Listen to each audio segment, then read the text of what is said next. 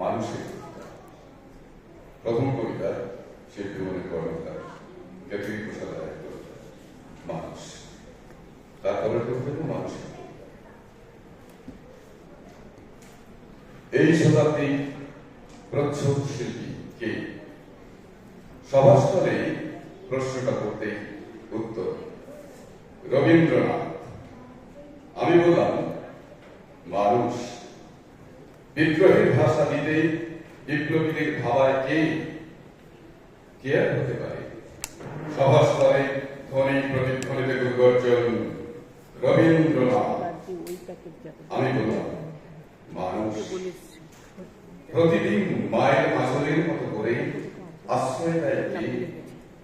বসন্তের বাতাস মেখে জড়িয়ে রাখে আমাদের রবীন্দ্রনাথ। আমি বললাম মানুষ।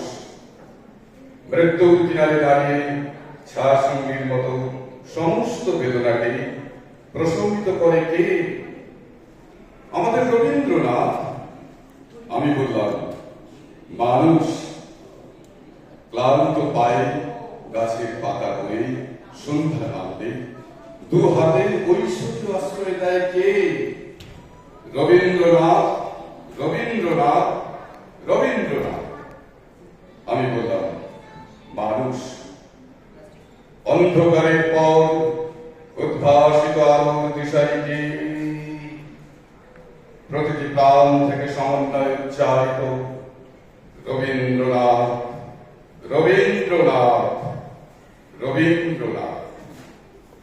আমার দৃঢ় প্রত্যয় একজন পূর্ণাঙ্গ মানুষ। আমার সত্যই মনে চিনেছি তোমাকে রবীন্দ্রনাথ। রবীন্দ্রনাথ একজন পূর্ণাঙ্গ মানুষ।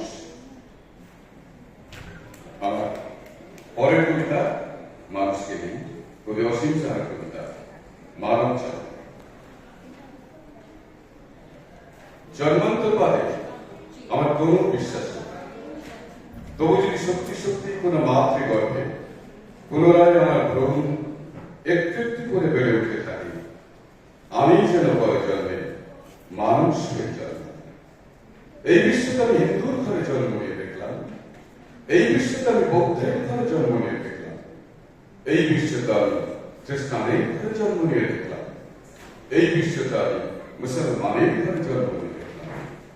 শুধু বিশ্বাস থেকে বিশ্বাসে বদল সাত যেরকম ভাবে তার দেহের খোলস বদলায়, তেমনি করে খোলস বদল বিশ্বাস। আমি হিন্দু বলে মাতৃমূর্তির সামনে বলি হলো নিরীহ সাহস। আমি বৌদ্ধ বলে আমার প্রার্থনা লক্ষ্য হলো লৌহ কারাগারে। আমি খ্রিস্টান বলে ক্রুসের রক্তে ভেদ করলো রিক্ত পৃথিবী। আমি মুসলমান বলে বিধবে বিদ্যানে ধর্ষিতা করল যা। ধর্ম তো রক্তের উত্তরাধিকার নয়, অন্ধের বিশ্বাস। অন্ধকে পথ দেখাতে পারে পৃথিবীতে এমন মানুষ কই? তিনটায় গুজরাটে বাংলায় আফগানিস্তানে ধর্ম মা বরাজে অগ্নিপাত্রান সম্মোচিত হল। তার বছরে কিন্তু কেউ কখনো কোনোদিন কথা দিচ্ছিলেন না।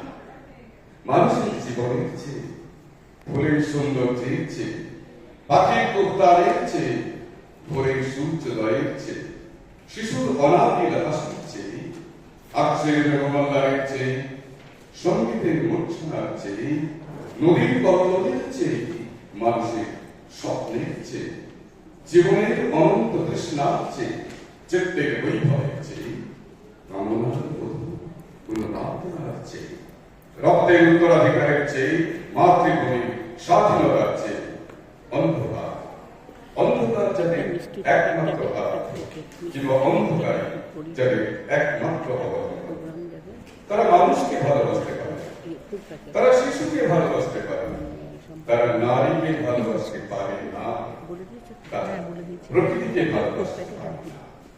আমি তাহলে তাদের উত্তরাধিকারের জন্য পুনরায় কোন মাতৃগর্ভকে কলুষিত করব কেন? যদি পর জন্ম বলে সত্যি কিছু থাকে, তাহলে সেই জন্মে আমি যেন মানুষ, শুধুমাত্র মানুষ হয়েই জন্মায়। 왜?